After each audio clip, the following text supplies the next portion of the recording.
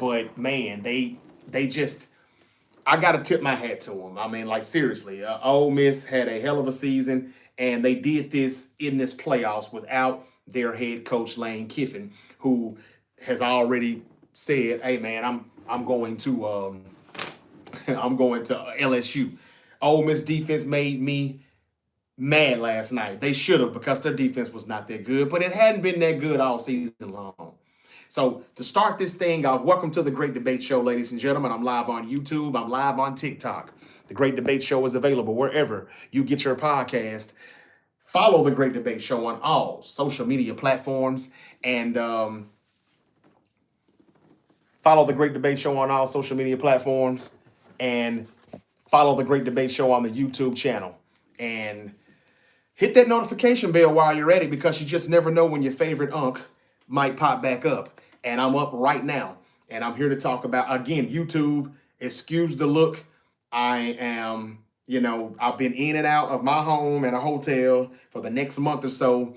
It's going to be a little different. So I know it looks a little bland now. I took everything with me to another city and I left everything because I had an emergency and I had to come back.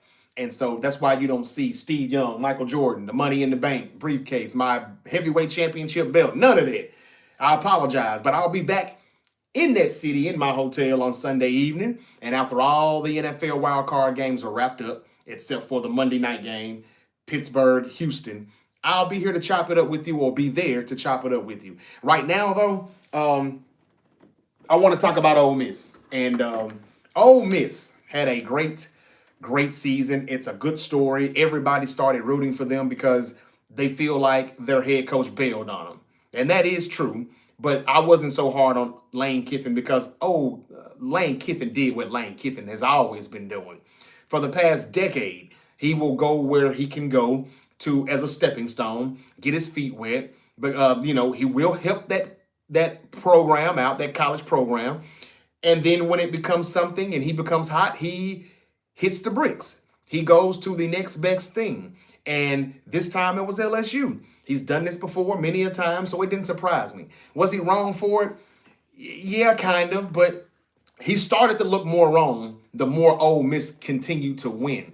And I don't know if he was rooting for his guys to win that game last night or if he was ready for all of this shit to be over with so he could get get his coaching and his coaches, his staff, over there to Baton Rouge because he's ready to get the program started and he can't do it without his coaches and the players that are coming with him.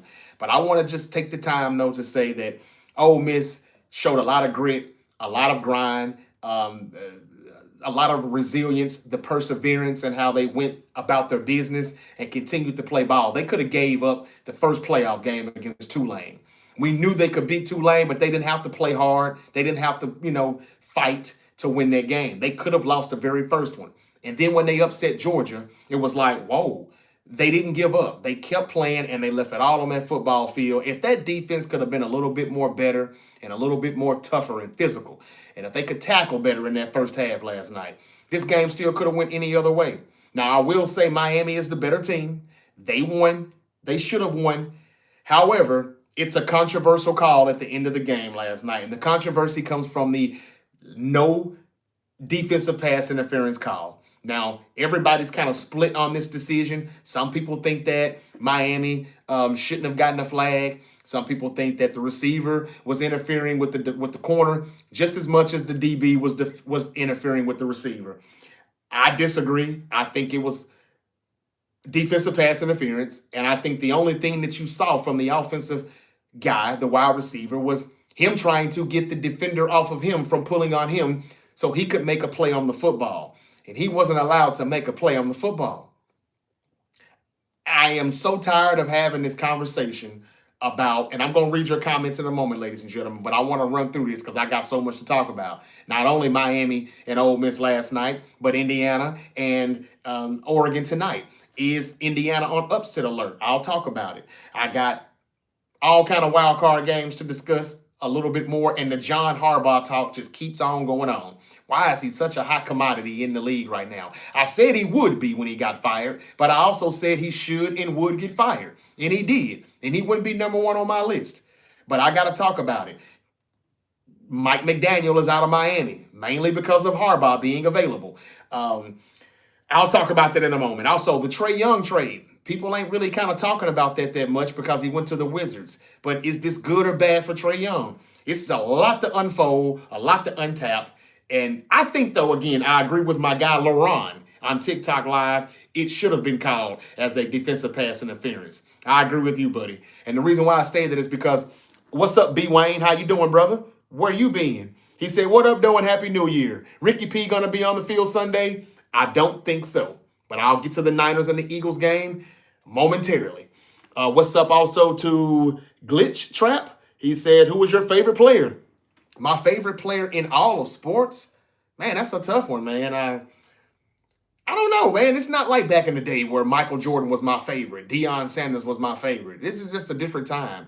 I don't know who's my favorite player right now, to be honest with you. I don't even know if I have one, to be honest with you. I'm a huge Anthony Edwards fan. I still fuck with Ja Morant, even though Ja Morant is getting on my damn nerves and he can't stay on the court. He can't stay healthy. And he just won't get that jump shot where I need him to be so he can become the face of the NBA and carry the Grizzlies. But I'm a huge Anthony Edwards fan. I am a huge Josh Allen fan. I'm a huge Lamar Jackson fan. I love my 49ers, of course. And I'm a huge George Kittle fan. CMC. There's just too many people to name. I'm sorry. I can't answer that with one player. All right. Back to what I was saying, though. That should have been defensive PI, y'all. I mean, look, we got to stop talking about certain plays, certain calls, certain flags being thrown in certain parts of the game. If you would throw that flag in the second quarter of that game last night, you got to throw that flag even though it's the last play of the game, the Hail Mary, or next to the last play of the game, because had they thrown that flag, the ball's on the 1 yard line, and Ole Miss has a chance to beat the Miami Hurricanes, and we could and probably should be talking about Ole Miss being in the national championship game without Lane Kiffin as their head coach being there with them, which would have been a much bigger story, would have been a better storyline. And I was on the edge of my seat hoping that that's what happened. I'm not going to lie. I was hoping that that's what would happen because, well, even though I'm a Florida State Seminole, and I always will be, Ole Miss has always kind of been my second team, ladies and gentlemen. I'm from a small town in rural Mississippi, north of Mississippi, and it's 30 minutes away from Oxford, Mississippi. So that's always been my second team because they're just too close to home. I just couldn't find myself rooting for them because they sucked as a kid growing up. I didn't like that rebel stuff and the mascot and all of that, and I just rolled with the Florida State Seminoles, mainly because of Deion Sanders playing there. A lot of other good players that I grew up watching, like Peter Warwick and Charlie Ward and so many other people. On as the years went on, the Warwick Dunn, Anquan Bold, and I could keep going. I'm a Seminole. But this is my second team because of home. And I'm only 30 minutes away from the University of Mississippi, and those guys played their butts off. And they should have gotten that flag last night. Now, I'm not telling you they would have gotten in the end zone, but at the 1 yard line, they had a much better chance of winning that game than they did on a Hail Mary throw. I thought it was great ball placement by Chambliss. I thought it was good accuracy, and I thought he gave his wide receiver a chance to make a play on the ball in the corner of that end zone, and the defender interfered. I thought it was egregious and blatant enough to do it. Now, I'm not mad that you don't throw it, but I thought it was bad enough and blatant enough to throw it. And you don't hold that flag in your pocket just because it's the last play of the game. They got to stop doing that. And I'm going to hold myself accountable and all of you sports fans. I think we all should hold ourselves accountable for this because we're the reason why this continues to happen. I know you're probably saying, what the fuck are you talking about? Because we continue to complain about it, but yet we still keep watching this bullshit. If we stop watching games like this and the ratings drop significantly, I bet you they'll start throwing those flags then. I bet you they'll start making the right calls then. And that's just something that I think that we need to start doing more of. Let's stop watching this shit. And I look myself in the mirror, or as I look at the reflection of myself on this big TV screen right here next to me, I'm looking at myself saying it too. Now, how can I podcast and not watch it? Well, I don't know. I'll cross that bridge when I get there. But I think we should all make some type of pact or some type of truce and say the next time they do some shit like this, we don't watch another football game until they start getting this right. We shouldn't be arguing right now or debating if that flag should have been thrown or not. It was clear as day. It was a good throw, and it could have been caught, and it could have been a game-winning touchdown. But we didn't get the opportunity to see what Ole Miss would have did because they didn't throw the flag and they didn't put them on the 1 yard line. Now, I know there's a lot of people that say, no, you don't throw that in this situation. And I would ask you, why the fuck not? Why not? Most people on here are saying that they agree it should have been called. Iceman Slim said if Miami can play in a national championship at their crib, then I can see the Niners and Levi in Super Bowl 60. Well, that's been my prediction all year long, Iceman.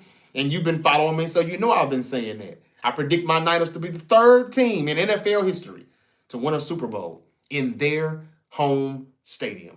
Now, there's a lot of comments that seems like I'm missing.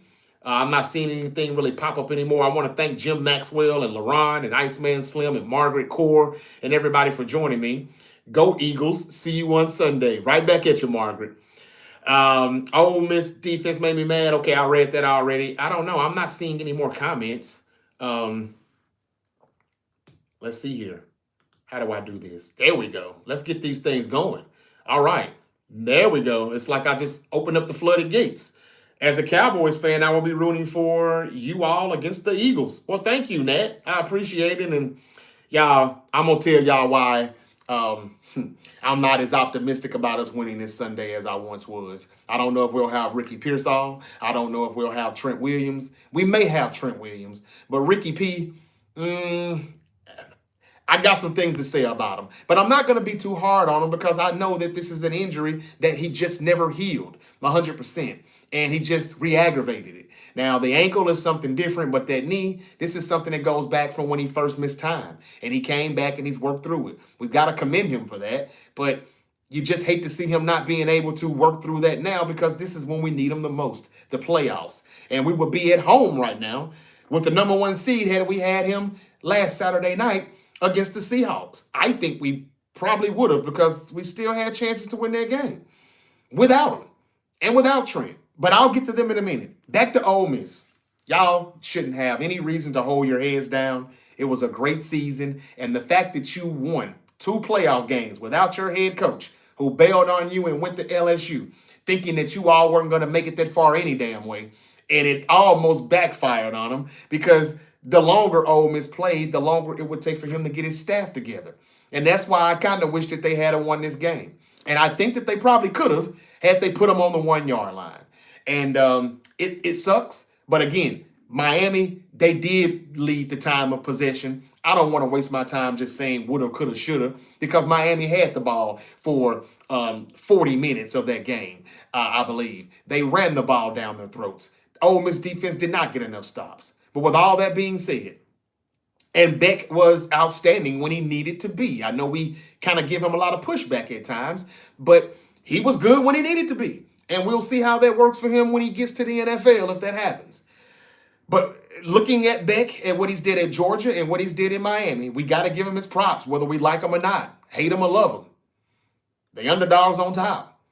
And he wins. He has a great record as far as win-loss, as far as the win-loss column goes from Georgia and Miami, and now he's playing for a national championship. I got to give him their credit as a Florida State Seminole. You don't know how much that pains me to say that, but I'm going to be as unbiased as I possibly can on this podcast, The Great Debate Show. Congratulations to the Miami Hurricanes. They were good when they needed to be, and they did kind of, control most of that game. But with all that being said, Ole Miss still had a fucking chance to win it, and shame on the officials for not throwing that flag. Okay, again, Miami now awaits the winner of tonight's Indiana and Oregon game. I don't know where that game is being played. I don't really care, but Indiana is supposed to win this game. Now, I don't think it will be a easy feat for Indiana to win this game. The Hoosiers and the Ducks. Oregon is a damn good football team with damn good defense, and everybody's probably going to bet the under tonight. But usually when everybody does that, that's when some crazy shit happens, and it's a shootout. I don't foresee that happening, but it could. Oregon shouldn't win this game, but they very well could. And I'm not going to disrespect them and say they don't have a fighting chance. Do you all think that Indiana should be on upset alert tonight? I don't know. I'm still saying Indiana wins. The day the Buckeyes got eliminated, I said that Indiana's going to win this thing now. It looks like it. We thought that they would probably play Georgia, but they're not, thanks to Ole Miss. And then it looked like that Indiana would probably play Ole Miss, but without getting that flag, that defensive PI call that they probably should have gotten, Miami advances. And they get to win. They get an opportunity to win the championship, the national championship for the first time since 2001. And they can do that on their home turf. Nobody told me that the national championship game was going to be in Miami. I did not know that. Had I known it, I would have predicted this when they beat the Buckeyes. I would have. Do you think it's a coincidence that Miami is going to play for the national championship in their home stadium? And do you think since that's happening now, the Niners have a shot? Maybe there's some theory here that's going on where the football gods or the script, the stage that I tell you that this all is in sports, maybe the Niners can do the same thing the Miami Hurricanes are about to do. Can Miami win, though? That's the big thing. Michael Irvin always says, you don't let a team come on your home turf and beat you. That's what he said when the Tampa Bay Buccaneers hosted the Super Bowl game against the Chiefs back at Super Bowl 55. Well, they did their job. They won that game in their home stadium. The Rams did the same thing the very next year when they beat the Cincinnati Bengals in 2021. And if the Niners were to get there, could they beat a Buffalo Bills, Denver Broncos, or a New England Patriots, whoever it may be? Could they beat them? Can Miami beat Indiana or Oregon? I think it's going to be Indiana, but I'm not trying to, disrespect Oregon. But I'm going to say Miami, Indiana, national championship. And I still think Indiana's the best team in this nation. I think that if their defense continues to play the way they play, they will win. But with Miami being at home, I don't know. Would it be a failure if Indiana doesn't win the national championship now? I would say no, just like I would say that Ole Miss didn't have to go all the way. They were playing without their head coach. And I would say that Indiana is now a thing. They're a household name, a household team. And nobody cared about them or talked about them before this season. All we said was, look out, Indiana could be good this year. But we didn't think they'd be this damn good. We didn't think Mendoza, they'd have a quarterback that's the Heisman Trophy winner. And we damn sure didn't think that they had a chance to win the championship. Not until they beat Ohio State in the Big Ten championship. And even then, myself and others thought that, yeah, but they probably won't beat them again. Now they don't have to worry about it. So does Indiana win tonight? If they lose, does that give Miami a better shot at winning this championship in their home stadium? If it's Miami versus Oregon. I'll read a few comments and then I'm going to get on to the NFL because we got a big wild card weekend. I got to talk about Mike McDaniel and where I think he should be as an offensive coordinator, not as a head coach. And why is Jim Harbaugh so wanted? I mean, after 18 years of nothing but one Super Bowl where he beat his younger brother back in 2012, he's done nothing. He's had one of the best quarterbacks, one of the best football players in the world, in my opinion, in Lamar Jackson. And in 8 seasons, he has nothing to show for it. But yet still, as I told you all, he was going to be a hot commodity. Could he go to the Giants? They want him. Could he go to the Dolphins? They want him. Could he go to the Cleveland Browns? For some strange reason, he has a mutual interest in Cleveland. So where is John Harbaugh going to land? I'm going to kind of give you a estimate on where I think all these coaches go in this wild, crazy coaching carousel in the NFL. Robert Saleh is being interviewed by the Arizona Cardinals, the Tennessee Titans. The Baltimore Ravens just asked for permission to interview him. I mean, I think we pretty much can bank on Saleh leaving.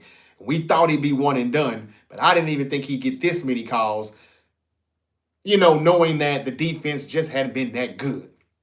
Okay, let's see what y'all talking about over here. Eric Roy says Cowboys. Chris says Bills. Marching to the Super Bowl. CB842 says Indy coach and Mendoza to the Raiders in Vegas. Sounds right. Damn. You want the quarterback and the coach. Okay. Well, Tom Brady and Mark Davis, they got a lot to do over there in Vegas to replace Pete Carroll and Chip Kelly and all those guys out of there with the Raiders, and Geno Smith, because he probably won't be back either. John should go to the Raiders. John Harbaugh should go to the Raiders? Okay. Who would be his quarterback? Mendoza? Would you like that? Lazy said, let's go Patriots. All right. Shout out to the Pats. They got a big game Sunday night, hosting the Chargers. Back over here to TikTok. Did the 49ers pick up anyone from the Arizona Cardinals? They did. I'll get to that in a moment. It's a linebacker. What's his name? Kazir White. I'll talk about him in a moment and how he could possibly be playing on Sunday in Philadelphia. Brock Purdy is different in the playoffs.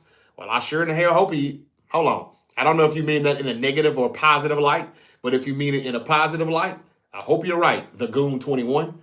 49ers DC is special, says Nat. Must be. All the calls he's getting. As a Cowboys fan, I will be... Oh, I read that already. Okay, I'm seeing some of the same comments here. I guess I'm seeing all the comments. I hope I am. What's up to Les Witherspoon? Thank you for joining me here on the Great Debate Show. You're in my Miami man. Thank you also for joining. Let's see here. Am I seeing all the comments? I think I am. Or do I need to move this thing down a little bit? I just want to make sure I'm not missing any of y'all, man. I hope y'all are having a fantastic Friday. I've got about 600 people in here watching me now on TikTok, and I appreciate it. Keep hitting that like button. It really does help me out in the algorithm. And more likes attracts more viewers. Same thing over here on YouTube. Keep hitting that like button. I thank you. And not a lot of people here, but when you stop by, hit the like button. And I hope that you like this show enough to subscribe. John will go to the Giants, is my guess. The Giants really are going to go hard for John Harbaugh also. Time 18188. What's up? Welcome back to the Great Debate Show, buddy. He said, the great San Francisco 49ers chat family. Hope all is well. Stay consistent and healthy. 100.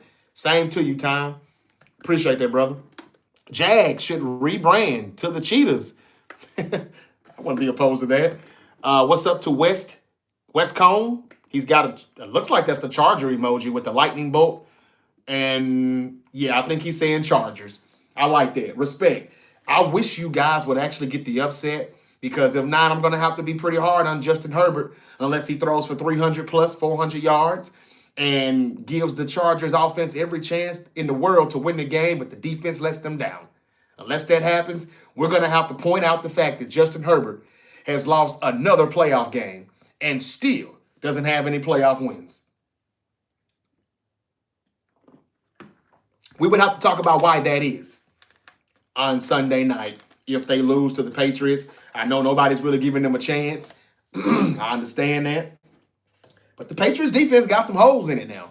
It's just that their offense and their quarterback, they can get the cooking. But the Chargers defense is good enough to get some stops. That game is going to be closer than what people are thinking. I'll get to that in a moment. But back to the coaching carousel. Where is John Harbaugh going to end up? Before I get to my wild card predictions and why, John Harbaugh is being he is being, what's the word I'm looking for? Damn. He's being heavily favored to go to a lot of teams, and they're looking for him. He has grown interest in all 8 now. 7, because he just left one of them, so they don't count.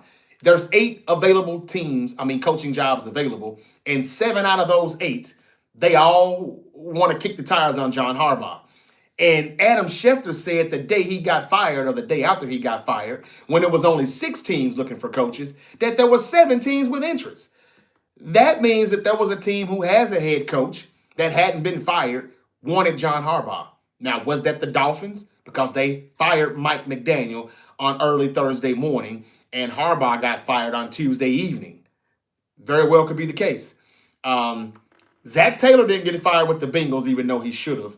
But Mike McDaniel is out. I think Mike McDaniel as the OC in Detroit would save Dan Campbell's job.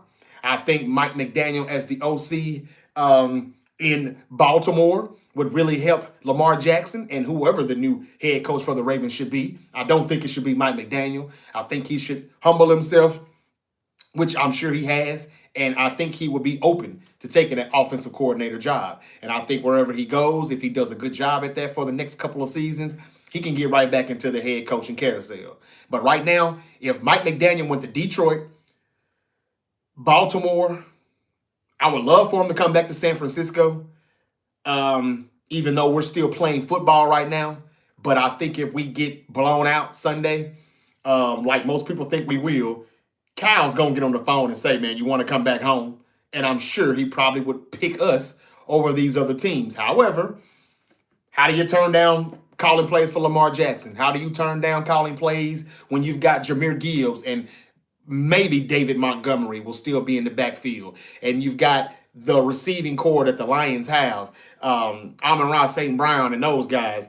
It's hard to pass up on the Lions too. But I would love to see Mike McDaniel in Detroit or Baltimore or come back home to San Francisco. I do think he'll be an offensive coordinator, though. But back to Harbaugh.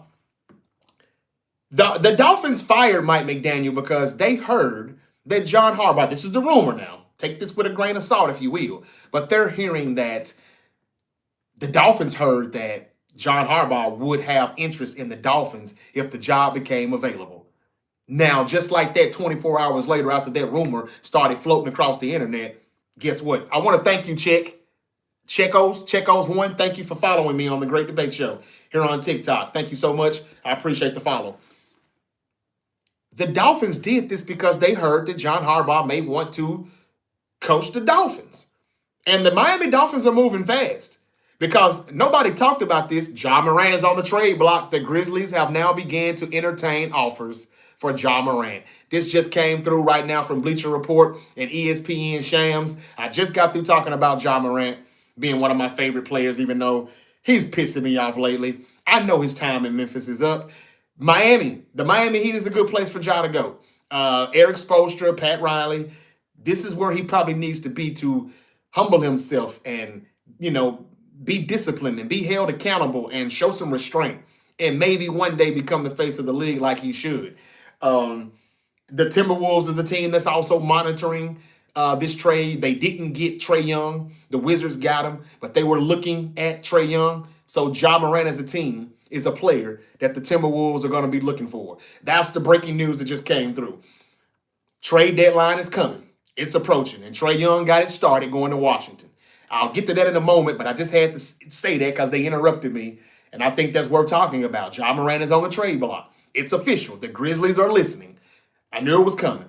Anyway, I should have some more information on that tonight if I come back out to SmackDown.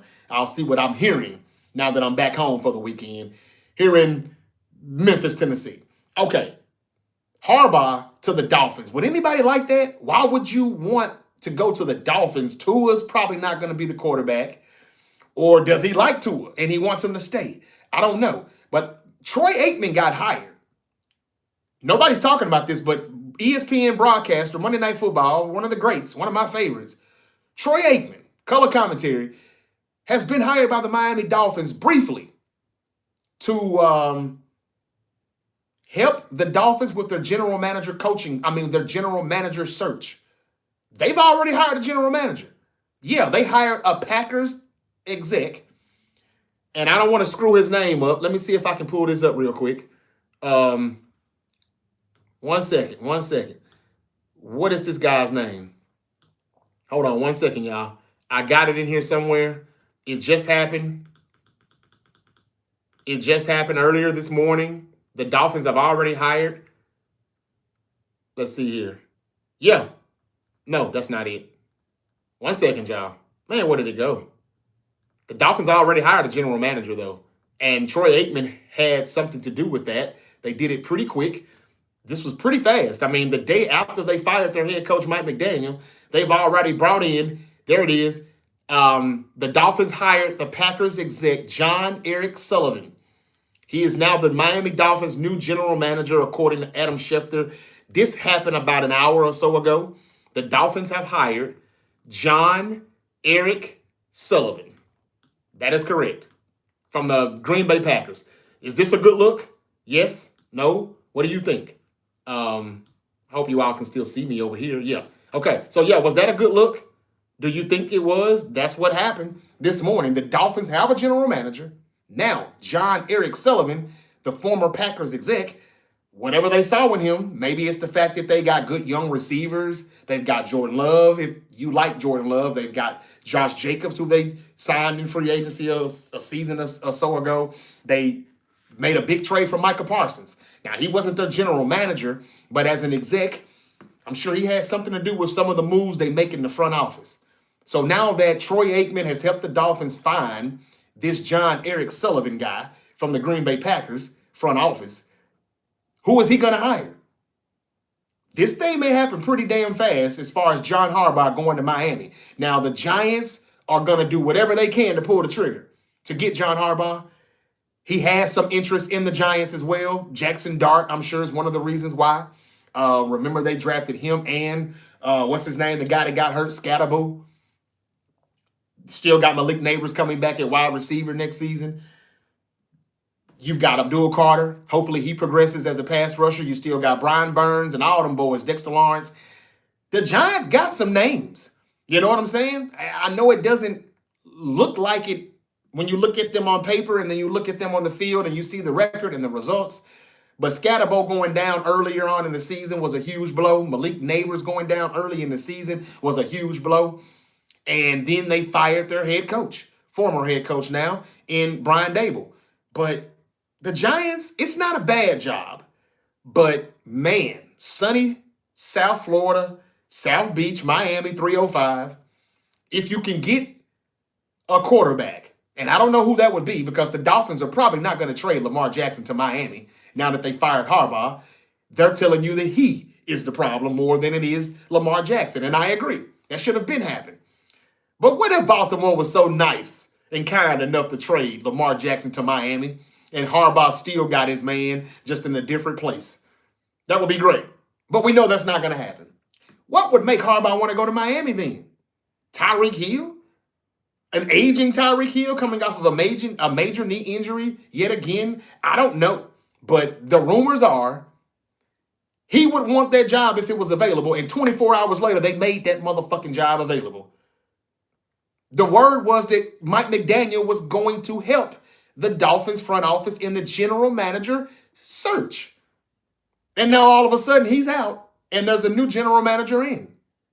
Yeah. So that's the breaking news from earlier. Ja Morant's on the trade block. The Grizzlies are entertaining trade offers.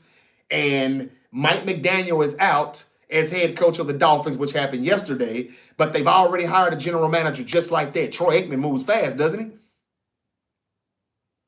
And why did they trust Troy Aikman to help them do that? I don't know. He's got good relationships with the Dolphins. They called Troy Aikman years after he retired and wanted him to come out of retirement.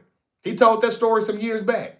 So I guess they've always had a good relationship ever since then, even though he didn't come out of retirement. But he admitted that he was this close to doing so. And this was like 3-4 years after he had left the game. Matt Ryan is also getting that same type of position in Atlanta. Arthur Blank is hiring Matt Ryan to help with the general manager and the head coach search in Atlanta. What do they see in these quarterbacks to make them think that they can really help them so much in that? Tom Brady becomes a minority owner for the Raiders and / a broadcaster, and we think that we can just get quarterbacks, former Hall of Fame quarterback. Well, Matt Ryan's not a Hall of Fame quarterback yet, but I don't understand it. I'm not saying they're wrong, but it just goes to show, like, how good are you at your job if you have to bring in Matt Ryan to help you with this? How good is the Dolphins front office if they had to bring in Troy Aikman for help? Y'all, I think John Harbaugh, I don't think he takes the Dolphins job, though I don't know. It'll be fucked up that they fired Matt McDaniel thinking that they could get him, and they probably won't land him. But I'm telling you, that happened for a reason now. But I think the Giants' job, I think that the Morrow family are going to go all in. Joe Shine, whatever his name is. He's still there as the general manager. He's getting a lot of pushback. He's highly critical, being criticized a lot. But he brought in some studs, though, now. These has been some pretty good draft picks here as of late. Look like they hit with Jackson Dart. Look like they hit with Cam Scatterbo. We think Abdul Carter will one day be a good pass rusher. He started to come along as the season progressed. They still got those other guys, Brian Burns, Dexter Lawrence. I don't know, man. I mean, the Giants and Harbaugh, it could work. The problem is he's going to bring Todd Monken with him again. What is he, an in-law or something? Is he fucking one of the Harbaugh sisters? Do they have any sisters? I mean, he's got to be a part of the family or something. What would make you want to bring Todd Monken with you to wherever you go, John Harbaugh? Todd Monken's the reason why your ass got fired. He and Lamar Jackson did not get along. They were not on the best of terms. It's all starting to come out now. And Todd Monken just said yesterday he thinks he could have did a better job helping Lamar out. You think, Todd? You suck as an OC, just like Greg Roman always kind of sucked as an OC. And that's the reason why Harbaugh should have been fired. Because he continues to hold on to offensive coordinators who are not that damn good. That's just the facts. That's what it looks like. Bears, San Francisco rematch potentially? Yeah, could be, but I don't want it. Philadelphia is cold enough. I don't want to go to Chicago. Not that I'm afraid of the Bears. It's just, woo. Y'all know it's going to be like a snow blizzard in Chicago tomorrow night? Let me go ahead and get to those games because the Packers and the Bears could be the game of the weekend. We've already had two exciting, entertaining games from those two thrillers. One in Green Bay, one in Chicago. And now Saturday night on Prime Video, we've got the Packers and Bears 3. And it's only the third time in NFL history that these two teams have played in the playoffs. That's going to be huge. So, again, I'm going to finish up the Harbaugh talk. I think Harbaugh probably will go to the Giants. I think that he would be great for Shedeur Sanders if he could get a good offensive play caller over there. But the fact that he's going to bring Todd Monken with him, I'm hearing, I don't want him to go there. Speaking of Shedeur Sanders, the Browns, it's rumored that the Browns are going to name Shedeur Sanders the starter for 2026. I know some people probably don't agree with that, but I think Kevin Stefanski was just really calling bad plays, sabotaging Shedeur. Yes, Shedeur didn't look his best. Yes, he can look better. He can do better. You definitely saw he was a rookie, but we should have seen Shedeur Sanders playing most of the year. He got the start too late, and I think he deserves another chance before you go drafting more quarterbacks, and you don't even know if Shedeur or Dylan Gabriel are your future or not. Let's really find out in 2026 first. Thank y'all for hitting that like button on YouTube. Thank y'all for hitting that like button on TikTok. I appreciate it so much. I've got nearly 800 people in here watching me right now. Not as much on YouTube, but I appreciate you all for being here. You could be anywhere in the world right now, and you're here with me, so I really do appreciate it. Hit that follow button, hit the subscribe button, and that notification bell. And follow The Great Debate Show on all social media platforms. I do this shit. Weekdays, weeknights, just whenever. That's why you follow and hit that notification bell, because you never know when your favorite unk might pop back up. The Harbaugh brothers does have a sister. Well, I bet you Todd Monken is fucking her. Thank you, Steel DRE, for that comment. I don't mean no harm. But the Roman, what's his name? Greg Roman and Todd Monken will forever be with those guys. If they've got a job, those two brothers got a job. Even when they let go of Greg Roman, what did he do? He gave him to his baby brother, Jim. And they're over there in LA with the Chargers. And Todd Monken has been with John ever since. And he's going to follow him to New York Giants or to the Miami Dolphins or to the Cleveland Browns. Why would he have interest in the Cleveland Browns, though? Yeah, they got Myles Garrett. They got Jerry Jeudy. Does he think he can do something with Shedeur? Does he think he can bring out the most in him? Maybe. Or is it that he wants to play against the Baltimore Ravens twice a season, every season, until he's gone in Cleveland? That would be interesting. But whether he picks the Browns, the Giants, or the Dolphins, or the Titans, nobody's talking about the Titans. Nobody cares about the Titans, but I do. I hope that somebody sees in Cam Ward what a lot of us think we see in him, that he can really be a good quarterback in this league. And I hope Amy Adams and the Tennessee Titans front office they're doing a thorough head coaching search. They're interviewing Mike McCarthy on Monday. I think Mike McCarthy will be a good pick for the Tennessee Titans. He will be good for Cam Ward. He's one of the best bridge head coaches in this game, where he will get you 3 to 4, maybe 5 good seasons. He just probably won't get you all the way, but he will set you up for success. He will get that structure back in form like it needs to be, and the Titans could use that. The Titans are looking at Mike McCarthy, Cliff Kingsbury. I don't know if Cliff Kingsbury even deserves a head coaching job. I mean, didn't he just get fired from Washington as the OC? Why is he getting so many interviews? But that's neither here nor there. We'll see where Harbaugh goes. It's going to be entertaining, though, to see. And I don't know why nobody's talking about Joe Brady. If Josh Allen and the Buffalo Bills upset the Jaguars, the number 3 seed that everybody's drooling over right now and foaming at the mouth and glazing over, saying that they are a good team, Jay. The Jaguars are for real, Jay. Put some respect on their name. And I just kind of refuse to do it because I got to see it to believe it. I got to see Trevor Lawrence show it to me. Yes, he has one playoff win, but that seems like that was 5 years ago. Can he beat Superman when he puts his cape on? They're better than the Bills, but can they beat the Bills? I don't know. But if the Bills beat the Jags, why is Joe Brady, the OC of Buffalo, not getting any? He's not getting any interest. He's not drawing any interest from anybody. I haven't heard one team say they're going to interview offensive coordinator from Buffalo Bills, Joe Brady. Look what he's done with Josh Allen the past few seasons. He's so much better now than he was under Brian Dable. I would love for Joe Brady to call plays for Cam Ward or Shadur Sanders in Cleveland or Jackson Dart in New York. Those are better hires to me than John Harbaugh, but that's just my opinion. All right, I'm being told that I got to rush and speed this up. I got some more business to take care of. That's why I'm here, of course, back at home. I apologize again for not having to set up the props. It's back at my hotel. I'll be back at the hotel on Sunday night. I had to rush back home for something, and I left all my shit, okay? No mic, no lighting, no nothing. So I appreciate y'all bearing with me. No money in the bank, no big goal. I know. Maybe I'll come back tonight after SmackDown and that pivotal quarterfinal game tonight with Indiana and Oregon. But yeah, let's get to the wild card talk, and I got to wrap this up. The Washington Commanders coaching tracker, Drew Terrell, interviews for OC. Okay, thank you for that comment, Jason. Go Niners says Rad Cross. Froby says Kirby Smart to the Falcons. Nah.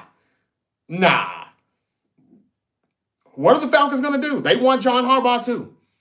I forgot about the Falcons. The Falcons is an interesting job for Harbaugh because you've got some good talent on offense with Kyle Pitts and Drake London and all those boys, Bijan Robinson in the backfield. Oh, my God. The problem is Kirk Cousins going to be your quarterback in 2026 now that you've restructured his contract and you had him the backup all season in 2025? Or are you going back to Michael Penix Jr., the young talent that you drafted and said he was your future, but then he just couldn't seem to stay healthy?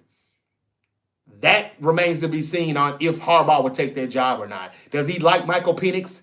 Can he work with him like he worked with Lamar? Does he even want him? Does he like Kirk Cousins, knowing that he's just there for the now, not the future? I don't know, but Atlanta's offense and their defense, which should have gotten better. The pass rush got better as the season progressed. Atlanta's an interesting job too. So I would have to ask you, why would you want to take the Atlanta job? It seems more intriguing though than the Miami job because we just don't know who Miami's quarterback's going to be. But it's not going to be Tua Tagovailoa. I doubt it. Okay, we'll see where Harbaugh goes. I think he should probably take. He just seems like the New York Giants.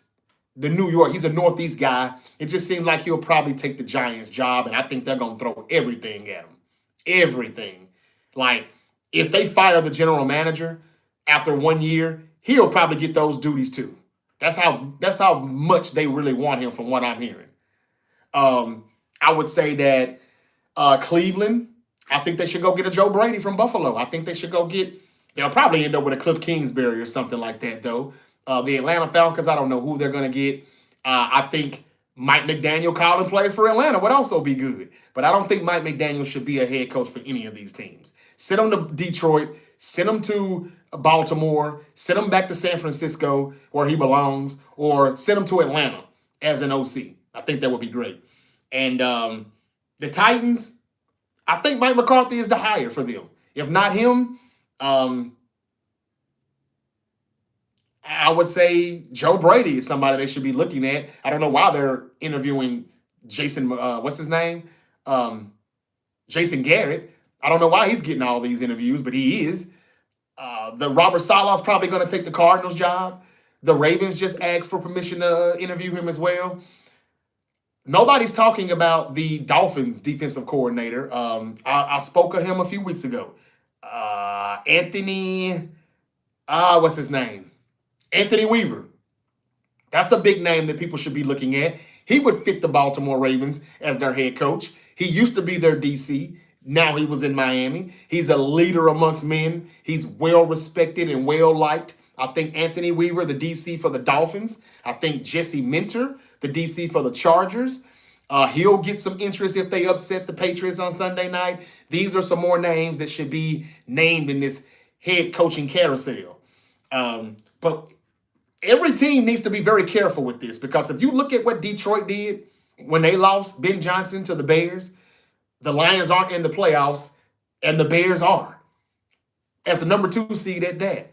Liam Cohen, look at him, a number 3 seed in the AFC with the Jaguars in the playoffs. This was a great year. Mike Vrabel to the Patriots, number 2 seed in the playoffs. These were some great hires last offseason. So let's see if they can repeat that this offseason in the NFL. All right. Now, finally, to these wild card games, y'all. I thank y'all for bearing with me. 49er Razorback, what's up, bro? Bang, bang. NFC South should be easy to win if quarterback is solid, though. Bobby says the Giants, too. Steel Dre said Trick Williams. Let's talk about it. Yeah, I like that. 3 stages of hell. All right, we get some WWE comments in here. I'm going to try to say that for tonight after SmackDown. But I do got a lot to say about that. Shout out to Trick Williams, now on SmackDown. Shout out to Obafemi, who has relinquished his title on NXT, and he is on his way to Monday Night Raw on Netflix in the upcoming weeks. That's going to be huge. I'm even hearing that Obafemi could be going against Brock Lesnar at WrestleMania. They may be tweaking that, even though it was going to be Gunther and Brock Lesnar. No, I'm sorry. I think Brock Lesnar and Gunther will be Brock Lesnar's last match, which may be SummerSlam 2026 this year. But yeah, this is how much they think of Obafemi. I can't believe it. I can't believe it. And I don't trust Triple H in this, but we'll see if he does right by Oba and Trick and Carmelo Hayes, who's now the United States champion. I like the direction the WWE is going, but I just need to get them storylines. We need to get better stories, and we need to get people on television more often, and we need better, build-ups for these matches. So I'm going to save all that for tonight, because I'm hearing Chris Jericho, who we all thought was going back to the WWE. There's rumors that he said he wants to work for TNA. And TNA's got a TV deal on AMC next Thursday night, January 15th. They have their TV premiere. Do you know what this could mean for TNA if Jericho makes his debut on there? This would be 2019 all over again, because he's the reason why I followed AEW. We'll talk about that tonight, but I just wanted to drop that if nobody heard it. Y'all, tomorrow the Rams and the Panthers play in Carolina, and I told you all I don't think Carolina deserves to host this game, but once again, they won't change the seedings, they won't do any reseedings, they won't change the format. They won't reformat the playoffs and the seedings on how these teams go about it. So I'm to the point to where I think they should get rid of divisions. They should just drop it, and they should just let the best teams from one season play the other teams that had the best record. We should do the playoff setup 1 through 7 based off the best 7 records. Fuck a division. Fuck a division title. Fuck all that. Yeah, you'll take away the Eagles and the Washington Commanders, the Eagles and the Giants rivalry, the Bears and the Packers rivalries, but we got 130 years of that shit. For the next 50 to 100 years, how about we do it this way?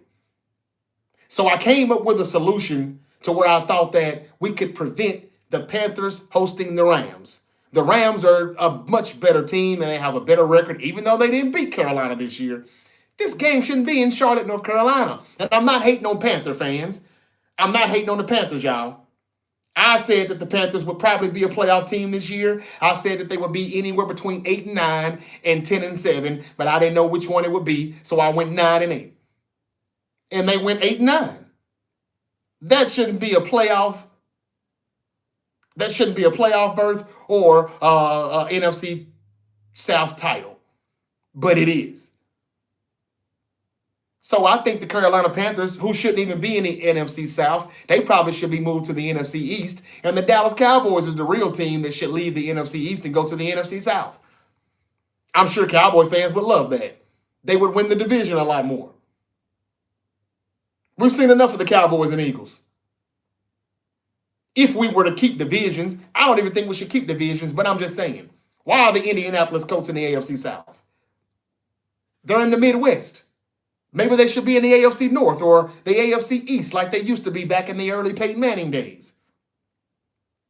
You take the Colts out of the South and put them to the East. You could take the Dolphins out of the East and put them in the South. Problem solved. And as far as the divisions go, if you wanted to still keep the division format, all right, that's cool. But if you win your division 8-9, you're not getting in the playoffs. You're just the NFC South champs. That's it.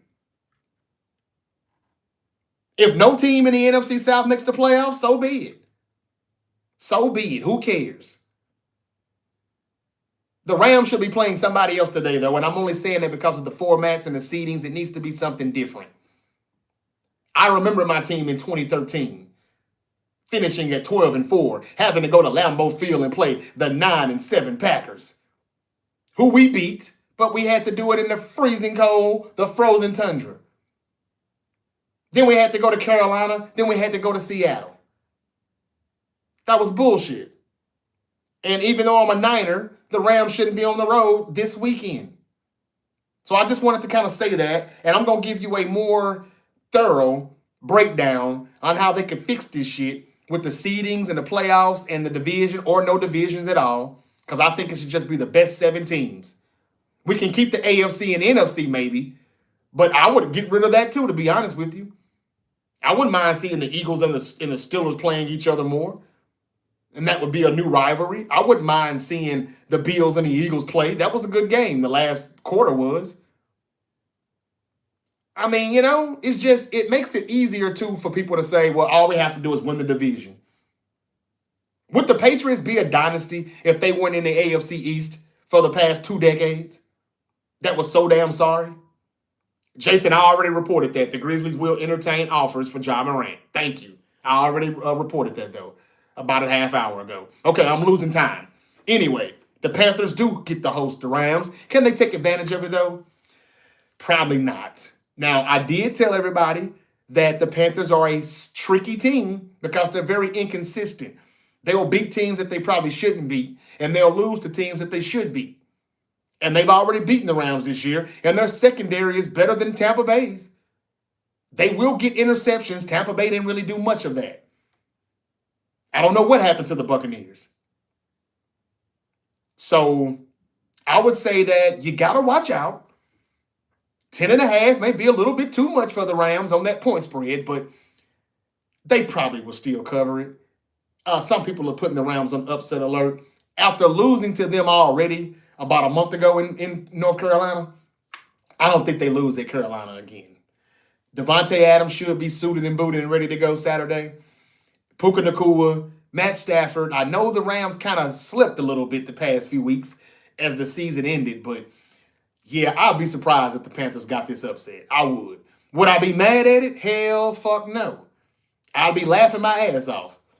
But I'm doing my picks here, and I got to try to be right. I want to be right, so I'm going to say that the Rams win this game, and I've got all the 5th seed teams winning this weekend. I still got all the 6th seed teams winning this weekend, and I'm going to tell you why I wouldn't be surprised, even though I picked the 2 seeds to win in the AFC and the NFC. But I won't be surprised one bit if the 7th seed teams beat the number 2 seeds this weekend as well. So give me the Rams over the Panthers. Moving on to Saturday night, now that I'm speaking on 7 seed teams. Who do you trust more in this game tomorrow night? Caleb Williams or Jordan Love? Yes, the Packers are a 7-seed team, but we know damn well that happened because Micah Parsons got injured. The Bears played their asses off last week in a fight trying to beat whoever they was they played, Detroit, trying to make sure they kept that number 2 seed. And it went down to the wire. So I don't know if this is a good thing or bad thing. Is there going to be a show of fatigue for the Bears tomorrow night because they didn't get to rest any players and Green Bay got the rest players last week? Or is it going to be some rust from Green Bay from resting their players last week? And the Bears won't have any rust at all because they're going to keep their foot on the gas and they're going to keep playing as they did last week.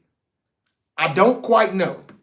I don't know which one that's going to be. Is it going to be some fatigue on the Bears? Or is it going to be, hey, we're ready to go, though. We sharpen all our knives. It may take a quarter or two for Green Bay to get reloaded because they had a week off. Jordan Love has had a few weeks off because of concussion protocol that he was in, and they sit him out on purpose last week. I don't know. We'll see. But let's not act like the Packers can't win this game. I know I said that I got the Patriots and I got the Bears, both of the number 2 seed, but I'm kind of starting to change my mind. And I'm explaining to you why. The Packers still got a good defense. It may not be a championship caliber defense anymore without Parsons, but it's still pretty damn good. But then I look at it on the other perspective and I say, well, Caleb Williams don't turn the ball over much. Jordan Love will do it from time to time. But then I say from another perspective, damn, Jayden Reed is actually healthy now. He had the collarbone injury. He's back.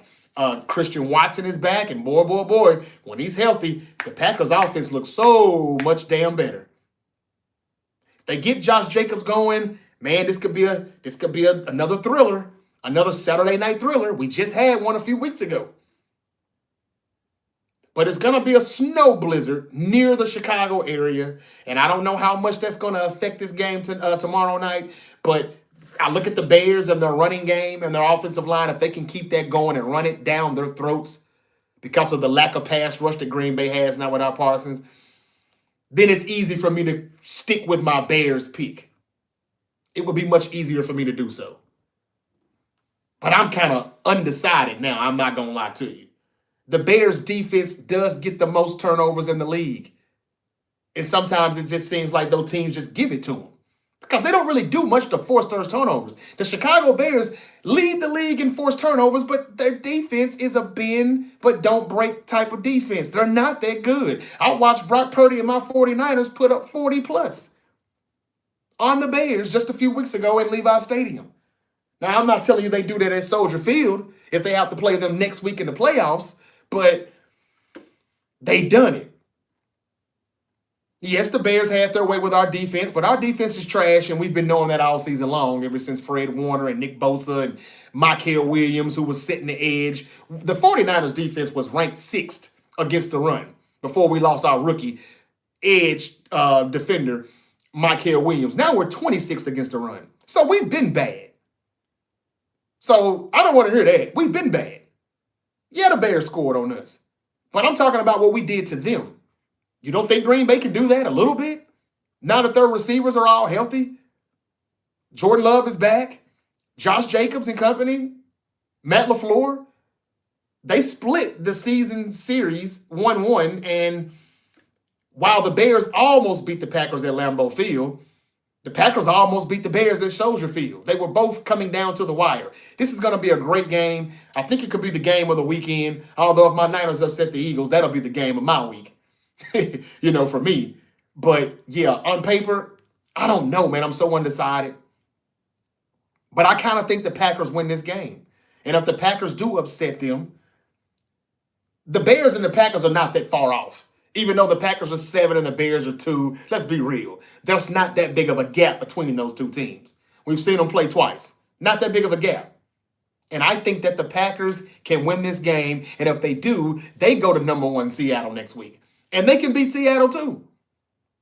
Something just tells me we're going to see the Jordan Love that we've been wanting to see since 2023. And we may see the Green Bay Packers and that Cinderella type team that we saw in 2023 when they went to Dallas and beat the brakes off of the Cowboys, who were our number 1 seed at the time, or number 2. No, number 2. And then they came to San Francisco and they gave us everything we could handle for 2.5 quarters before we decided to play football and beat them. So I'm just saying, we expected them to carry that momentum over to 2024, but Jordan Love got hurt week 1 in Brazil against the Eagles in the opening game, and I don't think he was 100% that entire year in 2024. So let's just scratch that, and now let's get back to 23. This could be that 2023 team in this 2025 playoffs. What Jordan Love will show up, it will be the Jordan Love of Brett Favre, or Jordan Love of Aaron Rodgers, who used to kill the Bears. Thank you for that comment time. So he says that Jordan Love is going to shock the world tomorrow night. I don't even think he shocked the world. We know what the Packers are about. Niners aren't even getting to the second round. Well, thank you for telling me that, brother. Thank you. You could be right. You're supposed to be right. But what if you're wrong? Patrick Martinez says, let's fucking go, Niners. We held Seattle to 13, so I'm looking at the positive from that game. If we put up 28, we win. Bang, bang, Pat. I'll tell you in a minute if I agree with you or not. Rudy said, please, everyone in the chat, rate this video between 1 being the worst to 10 being the best. Thank you so much, Rudy. I wonder what they're going to say. What do I get, a 1 or a 10, ladies and gentlemen? I've talked about John Harbaugh and the crazy coaching carousel. I've talked about Ole Miss and what should have been a PI, a defensive PI call. I've talked about Indiana, Oregon. And now I'm talking the NFL wildcard weekend. Super wildcard weekend. I want to thank Liz and Manuel for saying go Hawks and Eagles over Niners. How you feel about the game Sunday? I'm getting to it. Panthers over Rams. Okay. Hi, are you changing your mind on the facts that you were right? My grandmother used to always say, go who, Marco? I'm sorry, Marco. And what was I right about? I'm sorry. Let's see here. Let's keep it going, though. Yeah, I think that this is a toss-up with the Packers and the Bears, y'all. And I'm starting to think the Packers win this football game. Vegas even now has Green Bay as a 1.5. Maybe it's went up to 2.5. Last I saw, they are a 1.5 point favorite. Why do you think that is? The money line is like minus 125. I don't know. While I do trust Caleb Williams and Ben Johnson and their run game and their offensive line, as physical as it is, if they can't get that run game going, though, the Bears will have problems. But I do think the Bears can run the football. I do think the Packers will have their way on offense. This could be a shootout. The only thing that's going to keep it from being a shootout is we could have a snowstorm, a snow blizzard. And boy, I'm going to love to see that. I'm undecided, y'all. I really don't know who's going to win that game. But I kind of want the Bears to win because I want to beat the Eagles and go to Seattle. And I want my team to be the team to beat Seattle. But if Green Bay beats the Bears, Green Bay goes to Seattle because they will be the lowest remaining seed in the playoffs. They would have to go to the highest remaining seed, which is number 1 Seattle. And if we do look up and beat the Eagles, we would go to the Rams, who I think will beat the Panthers.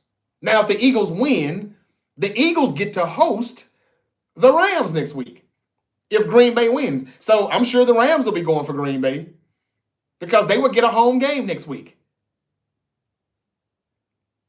No, I'm sorry. The Eagles would get the home game. I'm sorry. The Eagles would stay home if they beat us, and they would host the Rams if Green Bay wins. But if the Bears win, the Eagles would go to Chicago if they beat us. And that would be the Eagles at the Bears, and you would have the Rams, who I think wins tomorrow, at Seattle. Did I say that right? Yeah. Which would be another NFC West showdown. And y'all, I don't think the Seahawks are better than the Rams. So the Seahawks have a chance to play the Rams first or the Niners first. Either way, the Seahawks could be one and done. They don't have any faith in. I'll talk about Sam Darnold and the Seahawks next week. We'll save that for then. But y'all, this is Caleb Williams' first playoff game. It's not Jordan Love's first merry-go-round. I'm not saying Caleb Love is going to stink it up because I don't think he will. I'm not saying Caleb Love is going to cost him the game. I'm just saying that, damn it. I kind of want to go with experience over the quarterback who doesn't have the experience. Ben Johnson, it's not his first playoff game, but it is as a head coach. Matt LaFleur has been around the block. It just depends on what type of defense the Packers play. They don't play a lot of man coverage. They play a lot of zone. I think if they decided to switch it up, they could get some stops. The Bears, I don't think they get many stops. Their defense is just not that good. It's about, will Jordan Love give them a turnover or two? And he probably will give them one. But if it's only one, I like Green Bay's chances now. So I think I'm going to say, on the NFC side, I now have the 5th, 6th, and 7th seed teams winning this weekend. I had to talk my way through that, y'all, because I had said the Bears will win, and I said the Patriots will win. I'll go 5 and 6 seeds in both conferences, but I'm going number 2 in the AFC and NFC. I'm changing my mind on the NFC. I'm taking number 5th seed Rams over the Panthers. I'm taking the 7th seed Packers over the Bears. And Sunday, I'm taking the 6th seed 49ers over the 3rd seed Eagles. I know we're not supposed to win this game. I know we're supposed to get blown out. But, yeah, I just don't think we lose this game. Why? Because I think the 49ers have a chip on their shoulder now. I think there's a lot more motivation now that we get to go to Philadelphia and nobody's giving us a chance in the world. Bryce Huff was an Eagle last year who did not play in the Super Bowl for a Super Bowl winning team. He was a healthy scratch. I think he'll be trying his damnedest to get the Jalen Hurts on Sunday evening. I think it's going to be kind of like a revenge game for him. He wants to make a statement. We've got a linebacker now, Kazir White, former Arizona Cardinal. He's better than Bethune. He's not bad. Is he kind of getting up in the age? Yes, but he is a thumper. He can fly to the football. He can tackle well. He can lay a hit on your ass. And even though him and Kyle Shanahan had they had a little beef a while back, that's been squashed, and he's now a Niner. And I think he's got a chip on his shoulder, and he wants to prove that he belongs on this roster. And he's got a chance to make a name for himself here as he gets to play in this playoff game, which I think we'll see him at some point. Eric Kendricks has been elevated from the practice squad to the main roster. We need these guys. Yes, we don't have linebackers. Those are the guys that have to fill in. No, we don't have pass rushers. No, we don't have good cornerbacks. Yes, our defense is ass. But the Eagles' offense has been kind of ass too. And they lead the league in 3-and-outs this season. So we can beat the Eagles. It's a long shot, but it can be done. Do I have faith that we beat them? No. I don't. Without Ricky Pearsall and Trent Williams? No, I do not. We could damn sure get blown out by 30. But what if the Eagles are still the same Eagles that we've seen this year? The Eagles of 2023 instead of the Eagles of 2024. We can't act like just because they got a better roster that they are playing like the Eagles team that we saw last season. That's the chance and the hope that we have. It's a slim hope, but that's the slim hope that we have, that the Eagles are still the struggling offense that we've seen all season long, that can't really throw the ball down the field, that can't get Saquon Barkley the clear lanes and the blocking to get him the big plays that he had in 2024. A.J. Brown complaining about not getting the ball. These are the things that we can kind of hope for to happen.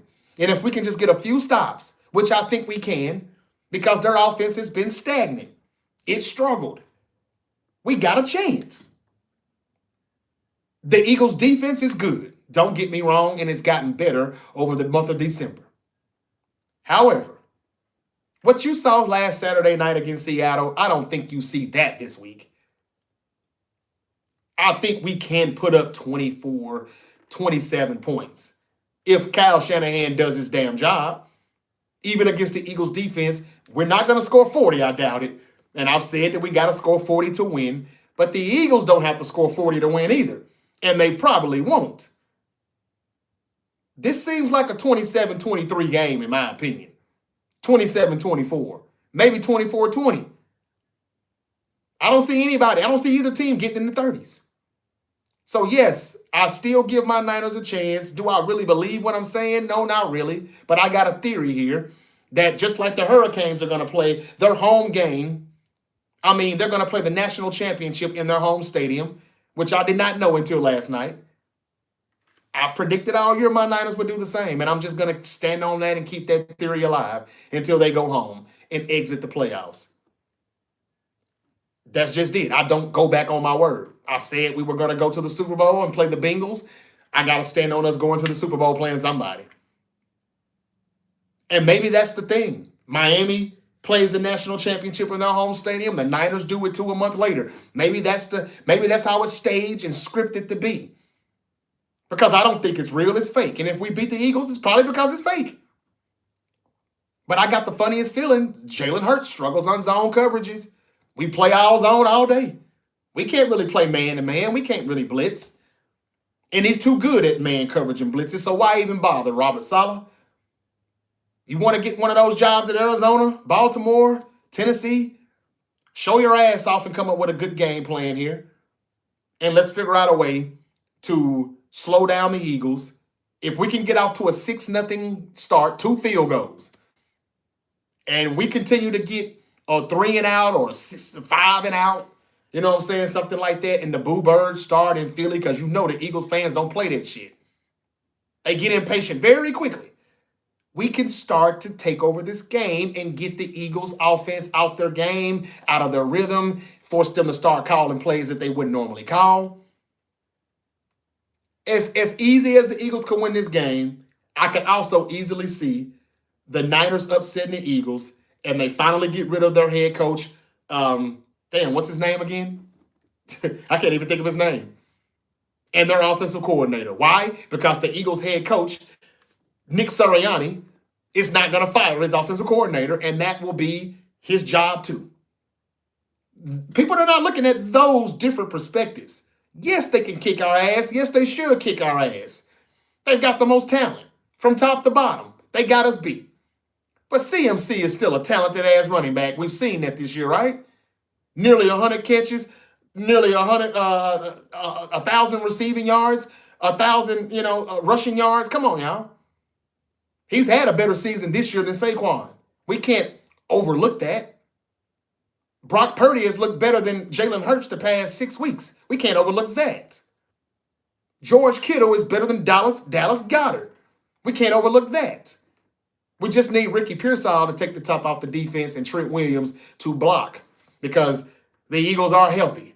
They've gotten healthy for this game with Jordan Davis and Carter and all those guys. I know what they bring to the table, but I'm just saying. Nick Sirianni is not going to fire his OC, but if they lose this game, he's going to be asked to fire him. He won't do it, and this could be the last game that we see Nick Sirianni coaching the Eagles. Nobody wants to look at that perspective? Well, I will. Can Panthers cover the spread? Yeah, 10.5, they can. They could lose by a touchdown easily. Tone said, go Niners. Bang, bang, Tone. Y'all will beat Philly, says Grizz. Man, I hope you're right, Grizz. Let's go Birds, says Cheesesteak Eagles. Don't get your hopes up, says Steven Russo. I'm not. I didn't say I had my hopes up now. I said I'm believing more and more as the days go by that we don't have a chance. We don't have a fighting chance, especially without Ricky Pearsall and Trent Williams and no linebackers. Who are we going to beat the Eagles with? But if it's scripted, like I said, we still could be playing in the Super Bowl in our home stadium. And I'm just going to roll with that because I don't go back on my predictions. And that's that. Now, moving on. I just gave you the NFC. Yes, I'm predicting the 5th, the 6th, and the 7th seed teams to all win in the NFC. Yes, I said it. This feels like a year where the lower seed teams can beat the higher seed teams. Yes. Who's going to be one and done? Probably Seattle. Moving on to the AFC. Maybe the Denver Broncos, but they got a great championship level defense. But Bo Nix is a baby as a quarterback in the NFL playoffs. So is Drake May. I'll get to them in a minute. The first game on Sunday is the Bills at the Jags. I've been telling y'all I got Buffalo, and I'm not going back on that. And remember, they're a 6-seed team. I'm going 5 and 6 in the AFC as well. Give me the Bills to win the first game on Sunday at Jacksonville. And if the Jaguars win, I will shut the fuck up. I'll eat some humble pie. I'll get the egg off my face and put some respect on the Jags name. Because everybody keeps hitting me up saying, hey, Jay, the Jaguars for real, man. Hey, man. Hey, say mine. Jaguars for real. The NCAA denies Chambliss his 6 years. The quarterback has a waiver. Hold up. Got a little breaking news from the NCAA. Ole Miss quarterback has a waiver rejected, but the Rebels can appeal it. So it seems like he can't come back for 6 years. He's been around that long. A lot of spicy stuff going on, man. This is the best time to be a sports fan, man. College hoops is starting to heat up. The NBA trade deadline is approaching. We got the college football playoffs almost coming to an end. Getting ready for the national championship. Wild card weekend in the NFL is here. All the head coaches scrabbling around. This is a lot. And the WWE is kicking off a new year, and we're going to talk about that later tonight to see if it's going to be worth talking about. I'll talk about it tonight or in the morning. But yeah, Patriots, the only home team winning this week. You could be right. Or will I change my mind and go with the 7-seed team in the AFC too? I don't know. I'm getting close to it. Give me Buffalo. If the Jags win, I'll put some respect on their name. They are the better team overall. I've said all year, the Bills are only going as far as Josh Allen takes them. It's Josh Allen, it's James Cook, and that's about it. And Joe Brady, the OC. But can Joe Brady get some respect if he wins this game in Jacksonville and Duval County? Y'all know Josh Allen going to put that cape on his back, right? Y'all know Josh Allen is going to perform. And if Josh Allen does lose, y'all told me the Jags are the better football team, right? The Bills' defense is very, very, very suspect. Their offense, how many games was Keon Coleman a healthy scratch? How many times did the wide receivers not make plays when they needed them to? It was Josh Allen making plays, extending plays. They got Brandon Cooks in the building now. Last year they had to go get Amari Cooper. That didn't work. It don't look like Brandon Cooks is working. We'll see. But Josh Allen's going to have to be great. The only thing I can say to that is he will be. Because he's the best quarterback in the NFL. And he proved that last year when he won the NFL MVP without Stephon Diggs, without Gabe Davis, without that offensive core they had a few years back. And if he loses, so what? It shouldn't be pressure on Josh Allen to make it to the Super Bowl. Why? Why would it be? Just because Patrick Mahomes and Lamar Jackson and Joe Burrow are not in the AFC playoff picture? And the Bills are not the best team in the AFC. You saw what happened in Houston when they played the Texans. You saw what happened when they went to Atlanta on a Monday night. They lost some Monday night games here. At Atlanta, at Houston, at Miami. Yeah, they've had some bad moments, but they're still in the postseason. And that's more of the defense that lets them down, more so of it being Josh Allen. So I don't think it should be, you better get your ass to the Super Bowl this year. I'm going to take up for Josh Allen just like I take up for Lamar Jackson. Lamar Jackson wasn't the one who fumbled that damn ball. Zay Flowers did that shit in Kansas City a few years back. Lamar Jackson wasn't the one who didn't catch that ball against Kansas City in the AFC Championship game last year. That was Mark Andrews. Or the year before last. Lamar Jackson isn't the guy who missed that field goal kick Sunday night in Pittsburgh. No, that was the kicker. So it shouldn't be Lamar can't win the big game. Lamar ain't did shit but be great. But he had John Harbaugh and Todd Monken holding his ass back. And the same thing goes for Josh Allen. If the Bills lose this game, I'm going to tell you why John Harbaugh really is going to go. He's going to say, fuck the Giants, fuck the Falcons, fuck the Dolphins, fuck the Browns. Fuck all those teams. Because when Buffalo fires Sean McDermott, that's where he's going. And you heard it here first. Sean McDermott better get fired if they lose this game. Not because the Jaguars are overall the better team, but because you didn't have like 6-7 years to get this team in the Super Bowl. And Josh Allen has been great. Josh Allen ain't the motherfucker that was on the field when the Chiefs scored with 13 seconds left on the clock. Okay? Josh Allen isn't the person that was on the football field when the Buffalo Bills defense time after time again has let them down after he is putting them on the board, putting points on the board, and put them in position to win games. And he's going to do it tomorrow. He's going to do it Sunday afternoon. But that still doesn't mean it'll be enough. And if it's not enough, get rid of Sean McDermott. Maybe just make Joe Brady the offensive coordinator, their head coach. I don't know. But I guarantee you, if Sean McDermott gets fired after a wild card loss at Jacksonville, John Harbaugh is going to put Buffalo number 1 on his list. You heard it here first. Buffalo Bills, I've never seen a Super Bowl since the Jim Kelly era. No, you haven't. But it ain't Josh Allen's fault. Not completely. When we talk about Josh Allen not beating Patrick Mahomes, he's not playing Patrick Mahomes one-on-one. He's not playing Joe Burrow one-on-one. He's going against the Chiefs' defense. And then when he scores on the Chiefs' defense 9 times out of 10, it's the Bills' defense that lets him down. And that's what I've been seeing.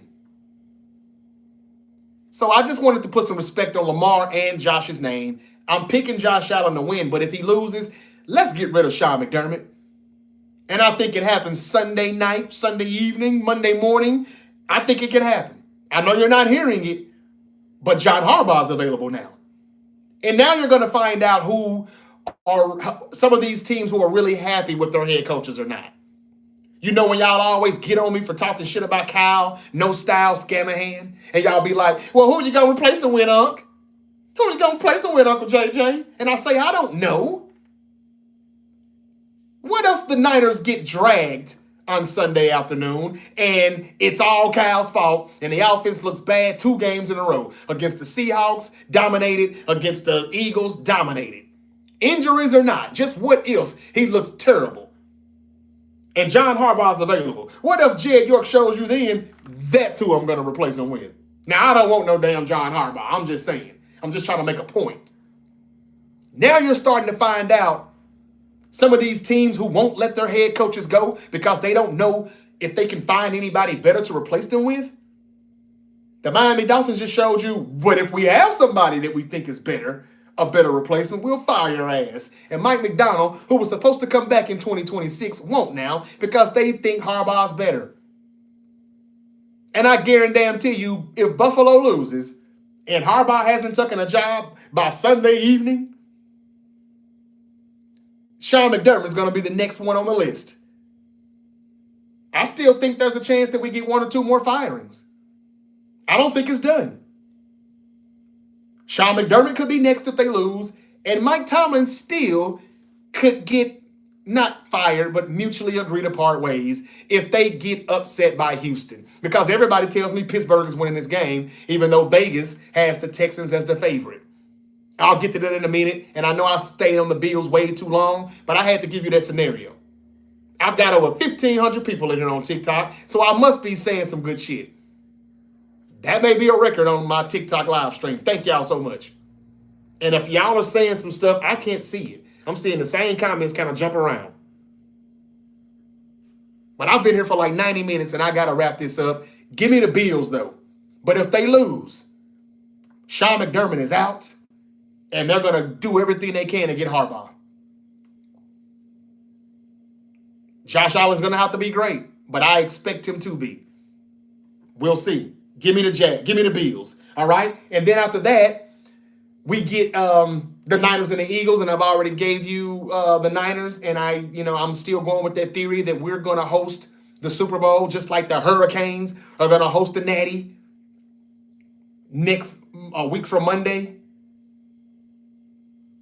in Miami, Hard Rock Stadium, I think we still could do it. The Eagles they're good, but they don't always play like it.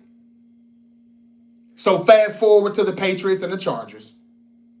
Yeah, I said I was going to go with the 2 seeds, but I just changed my mind and I went with the Packers over the Bears.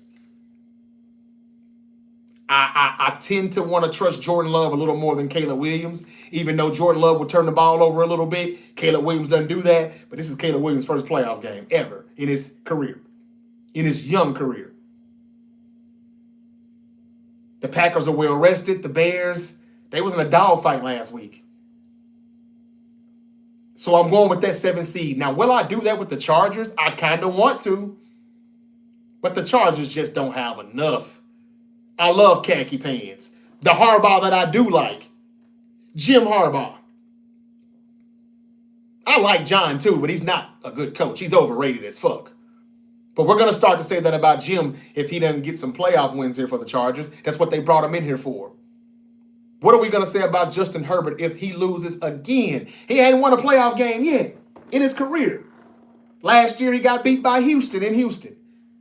Before that, he blew a 3 touchdown lead against Trevor Lawrence and the Jaguars in Jacksonville. And if he had another one before that, then he's 0-3. But I know he's at least 0-2 in the postseason. Can he beat the Patriots? Now, the Patriots do have some holes in their defense, but not on offense. On the flip side, I can see the Chargers doing something offensively. Their offensive line has been reshuffled all year. Their running game, their running backs has been reshuffled all year. But Amarion Hampton, he's a good back in this league. He's a good back. I don't know if he's better than the other one in New England. Overall, probably, but he's not faster.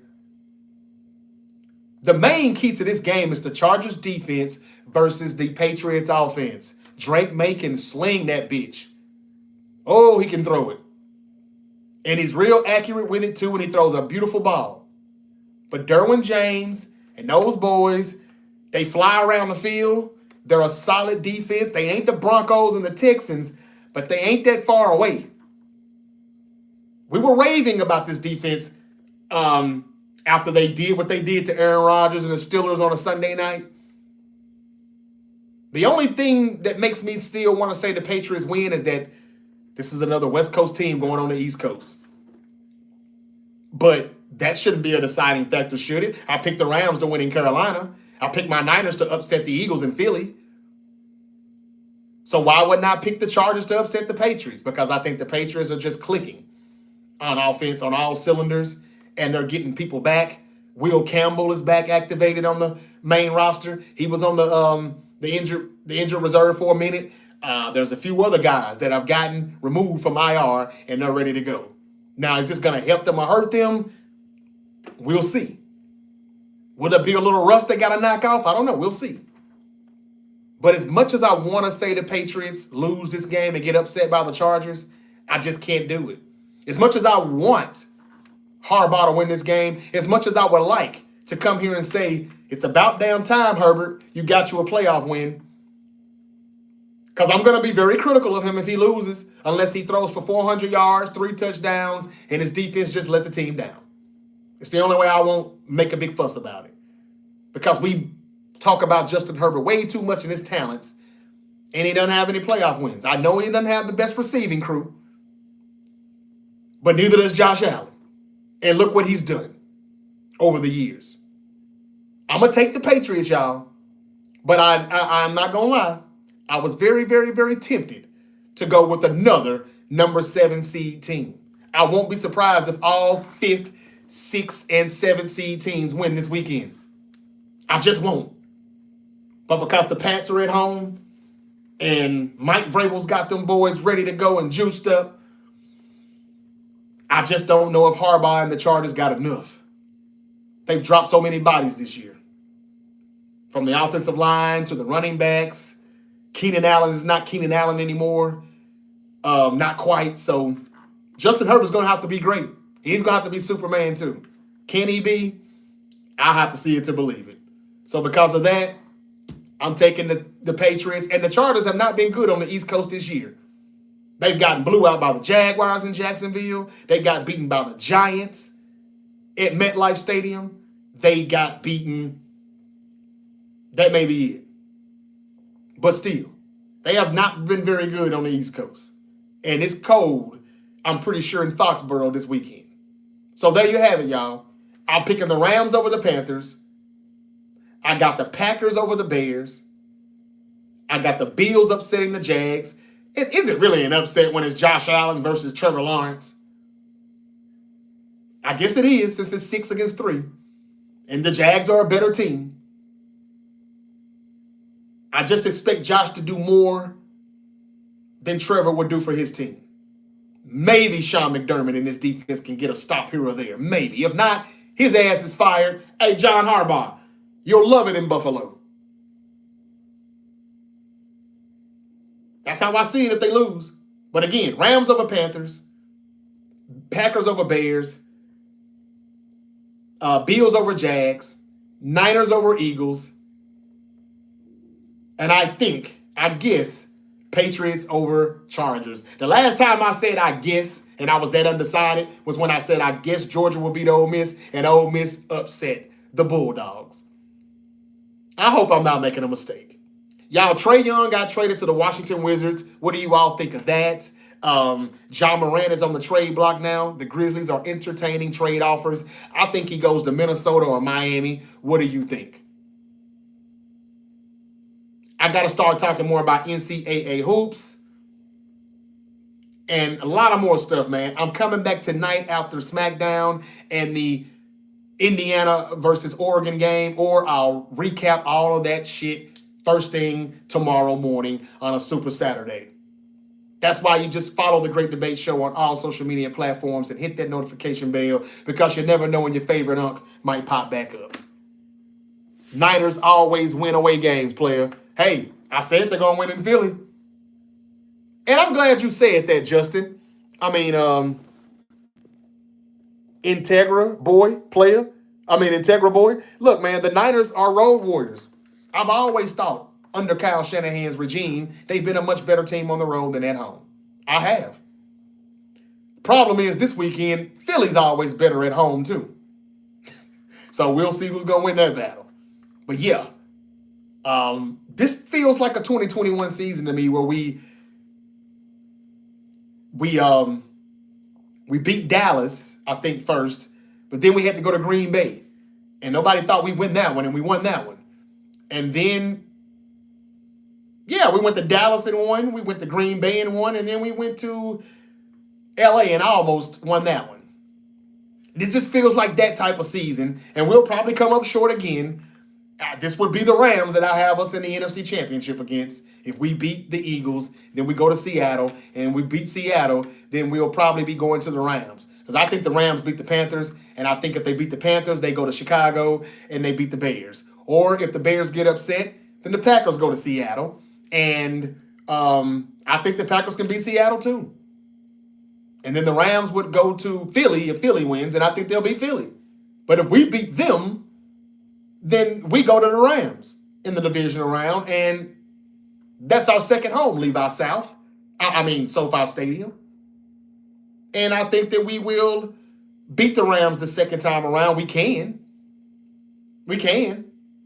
Kyle hates being an underdog. He hates being a heavy underdog. That's how we beat the Rams in SoFi back in October. So I think we can still win those splits, because we split with these teams. While y'all are saying this dude needs to be drug tested. Yeah, we lost to the Rams and Seahawks in a bad way, but we also beat them this season in a good way. So yeah, I think that we either beat the Eagles and the Seattle Seahawks, and then we play the Rams in the championship game, or if I'm right on the Packers winning this game, now that I've changed my mind, then the Packers will go to Seattle and they'll beat them. And either way, I think Seattle's one and done. And we'll play the Rams in the divisional round in LA, and we'll beat them. And then the Niners would get to host the NFC Championship game. So yeah, now I really hope the Packers win, because we as a 6 seed would host the 7 seed Packers in the NFC Championship game, a game that if we can actually get that far, which no one believes, Fred Warner would be available for that game possibly. Anyone can win this Super Bowl. It's going to come down to the experienced coaches and experienced QBs. Well, Kyle's got experience in the playoffs. He's got 2 Super Bowl losses. And Brock Purdy has been in that Super Bowl too, in one of them, so he's got some experience in the playoffs. You know who don't have that experience, I hate to say, because I love their teams. I love the Broncos defense. I love the Patriots offense. But Drake May and, damn, what's his name again? Brain freeze. Kelly Bundy moment. Gosh, y'all know what I'm talking about. The Broncos quarterback. They are babies, though. Bo Nix. Thank you, Vinny.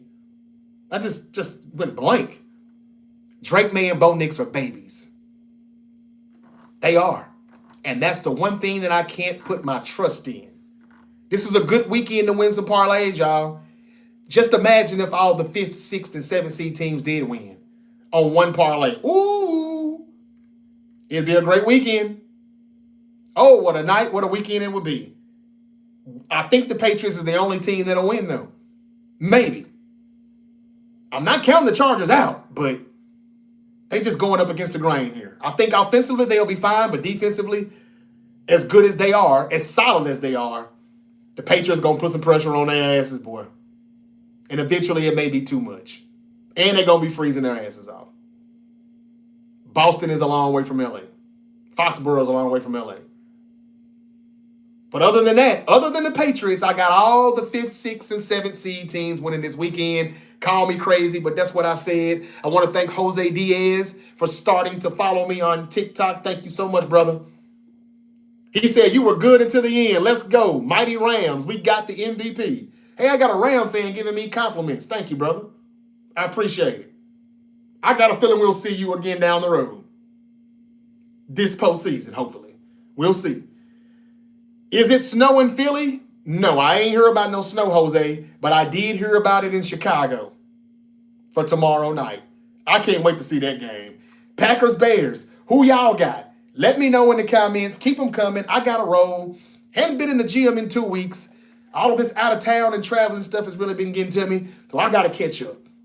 And I got to go run some errands, so I got to get out of here. SmackDown is tonight. Trick Williams, Carmelo Hayes. These people are on the roster now. Lash Legend, I'm a huge fan of all of them. I just hope they do better with these stories. Obafemi on his way to Raw. I'll talk about all of that and more tonight or first thing in the morning. Indiana, Oregon. Who's playing Miami in the national championship game in Miami? Time will tell. Until we heat again. Y'all be safe. Have a fantastic Friday. Peace.